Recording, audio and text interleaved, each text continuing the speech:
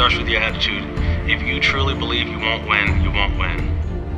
If you truly believe that you will be good at something, you will be good eventually. It's just that simple. It's just that simple. It's just that simple. It's just that simple. It's just that simple. It's just that simple. It's just that simple. It's just that simple. My name is Phil Davis. I'm a UFC Light Heavyweight fighter.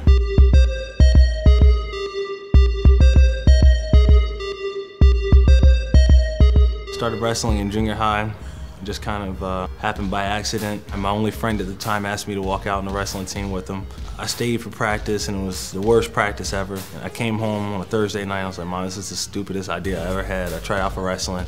She said, well, just finish the week. I honestly meant to quit on Monday, and I just never did.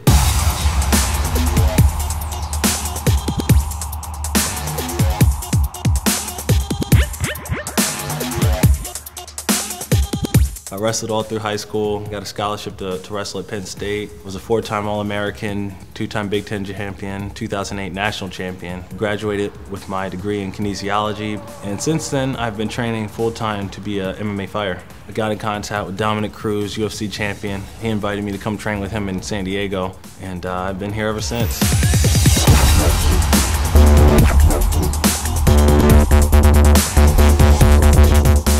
When I started to become a full-time fighter, I was training with guys that were already fighters. The hardest part for me was just going to practice every single day and losing.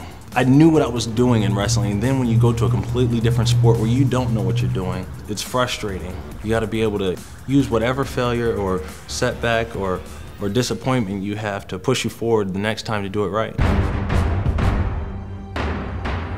Training for a fight is difficult. It's nerve-wracking. It's like trying to make yourself feel perfect.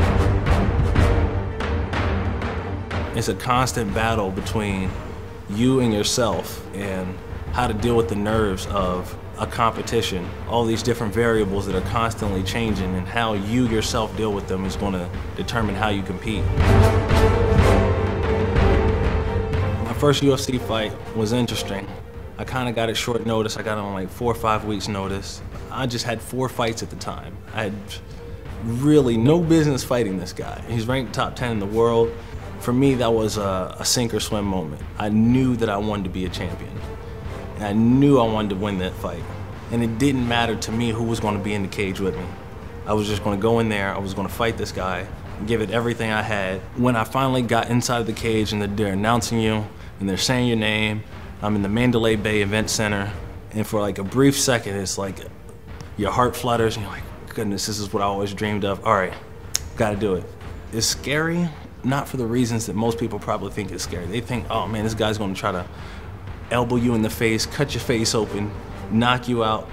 That's not the scary part. The scary part is just being in front of 30,000 people and losing. That to me that's scary.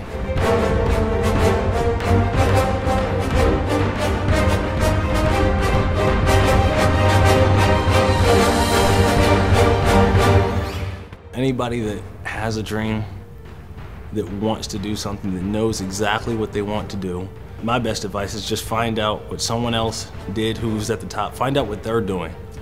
And then every day of your life, just pretend you're them. You know, if they go to the gym 3 times a day, you go to the gym 3 times a day. If they eat only vegetables, you eat only vegetables. Do whatever you have to do to claw and scratch your way to the top. And if you're willing to sacrifice everything, you'll be there.